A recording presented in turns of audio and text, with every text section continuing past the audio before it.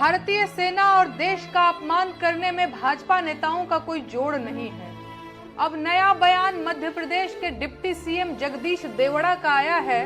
उनका कहना है कि पूरा देश, सेना और सैनिक पीएम मोदी के चरणों में नतमस्तक है। अब मैं सच में कंफ्यूज हूं कि भाजपा के नेता खुद मूर्ख हैं या वो पूरे देश को मूर्ख समझते हैं। उन्हें क्या लगता है ये देश और देश की जनता उनकी बपौती है? वो खुद को राजा और जनता को प्रजा समझने लगे हैं क्या? क्या वो भूल गए हैं कि जिस कुर्सी पर बैठकर वो बकवासबाजी कर रहे हैं वो जनता की दी हुई है और जनता जब चाहेगी उन्हें कुर्सी से उतारकर जमीन पर बैठा देगी। देश की सेना देश का गौरव और सम्मान है और उसके बारे में फालतू बयानबाजी करने का अधिकार किसी नेता के पास नहीं है। भारतीय सेना देश की सेना है, किसी भाजपा नेता की सेना नहीं है।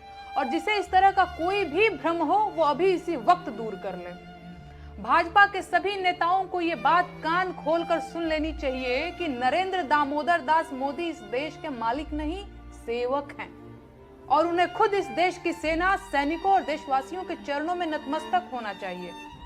अगर किसी भी भाजपा नेता को मेरी बात से कोई ऐतराज हो तो उसे इसी वक्त स्वयं मोदी जी से ये बात कंफर्म कर लेनी चाहिए कि किसके चरणों में कौन नतमस्तक है।